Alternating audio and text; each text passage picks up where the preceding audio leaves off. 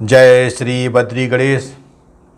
गणेश पुराण के अनुसार श्वेत कल्प में गणेश के उत्पन्न होने की कथा।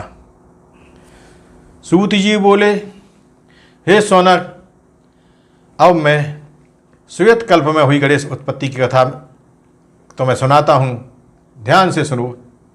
माता भगवती पार्वती की दो सखियाँ थीं, जया और विजया।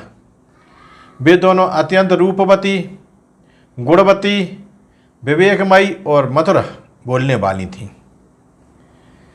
पार्वती उनका बहुत आदर करती थीं। एक दिन उन सखियों ने उनसे निवेदन किया, हे सखी, अपना कोई निजी गण नहीं है, इसलिए एक गण तो अवश्य होना ही चाहिए। पार्वती जी ने आश्चर्य से कहा, क्या कह रही हो सखियों? हमारे पास करोड़ों गण हैं जो तुरंत आज्ञा पालन में तत्पर रहते हैं, फिर किसी गण की क्या आवश्यकता है? सखियों ने कहा, सभी गण आशुतोष भगवान शंकर के हैं, उन्हीं की आज्ञा उनके लिए प्रमुख है। नंदी भृंगी आदि गण जो हमारे कहलाते हैं, वे ही भगवान की आज्ञा को सर्वोपरि मानते हैं। यदि आप कोई आदेश दें तो शिव जी उसकी उपेक्षा करें तो आपके आदेश का कोई भी गण नहीं मानेगा। आप पूछेंगी, कोई ना कोई बहाना बना दिया जाएगा। पार्वती जी ने कुछ सोचा और फिर कहा, यह असंख्य प्रथम गण, क्या इनमें से कोई मेरी आज्ञा की उपेक्षा कर सकता है? सखियाँ बोली, प्रथम गण में तो कोई हमारा है ही नहीं, वे सभी भगवान शंकर के व्यक्तिगत सैनिक हैं। भगवान की अनंतता के कारण ही वे शिव जी की आज्ञा से हमारी रक्षा करने और हमारे कार्यकलापों पर दृष्टि रखने के लिए ही नियुक्त किए हैं।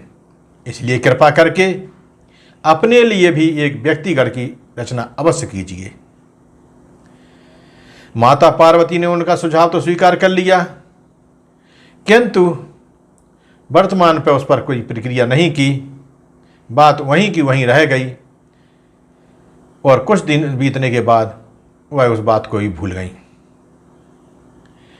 आगे चलकर एक दिन प्रातः काल का समय था।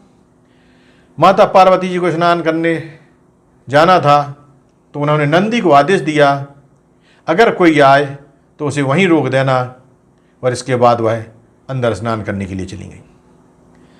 तभी भगवान शंकर वहाँ आए, अंदर जाने लगे तो नंदी जी ने उन्हें रोकते हुए निवेदन किया, अभी माता जी स्नान कर रही हैं, इसलिए यहीं ठहरने की कृपा करें।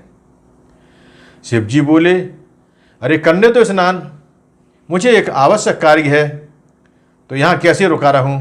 यह कहते हुए लीलाधर भगवान शिव नंदी के वचनों की उपेक्षा करते हुए सीधे अंदर चले गए। भगवान शंकर शीघ्रता से अंदर आए।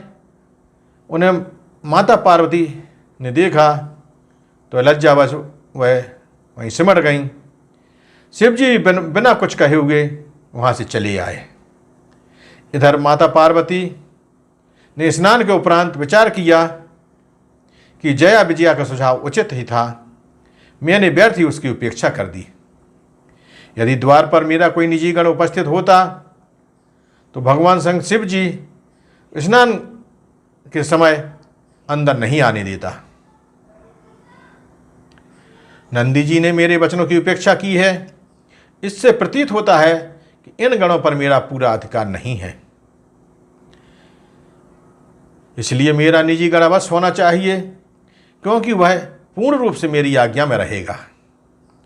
अब जो गण हैं वे शिव जी की आज्ञा से ही मेरी आज्ञा मानते हैं, किंतु मेरा निजी गण मेरी आज्ञा से ही उनकी आज्ञा मानेगा। ऐसा विचार करके उन्होंने अपने पवित्र देह की मैल उतारी और उससे एक चेतन बालक की रचना कर डाली। सर्वावयव निर्दोषम सर्वावयव सुंदरम विशालम सर्वशोभाढ्यम महाबल पराक्रमम। वह बालक सभी शुभ लक्षणों से संपन्न, समस्त अवगुणों से दोष रहित, अत्यंत सुंदर अंग वाला, विशाल काय, अद्भुत शोभामय और महाबली एवं पराक्रमी था। माता पार्वती जी ने तुरंत ही अनेक प्रकार के दिव्य वस्त्र आभूषण धारण कराए और शुभ आशीर्वाद देती हुई बोली, वत्स, तू मेरा ही पुत्र है, मेरा हृदय रूप होने के कारण मेरा ही है, तुझसे अधिक प्रिय कोई अन्य नहीं है।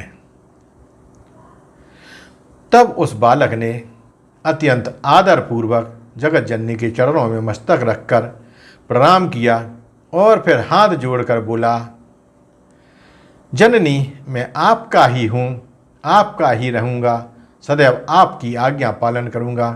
अब आपकी क्या इच्छा है उस विषय में आदेश कीजिए। आपके द्वारा निर्दिष्ट प्रत्येक कार्य करने के लिए मैं प्रस्तुत हूँ। माता पार्वती बोली, पुत्र, तुम्हें मेरी आज्ञा से भिन्न किसी की भी आज्ञा नहीं माननी है। तुम मेरे द्वारपाल के रूप में रहो और कोई भी कहीं से भी आया हो उसे मेरे अंतःपुर में तब तक ना आने दो जब तक मेरा आदेश प्राप्त ना कर लो। इस विषय में तुम्हें सदैव सतर्क रहना होगा। यह कहकर माता पार्वती ने अपने पुत्र के मस्तक पर हाथ फेरा और उसके हाथ में एक दिव्य छड़ी दी। इस समय वह अत्यंत सुंदर और शोभा संपन्न प्रतीत हो रहा था, इसलिए पार्वती जी उसे देखकर अत्यंत आनंद में विभोर हो गईं, एकदम प्रसन्नता से भर गईं। फिर उसको दुलार कर द्वार पर नियुक्त कर दिया। अब इससे आगे की कथा अगले भाग में गणपति का शिव गणों से युद्ध का वर्णन किया जाएगा। जय श्री बद्री गणेश।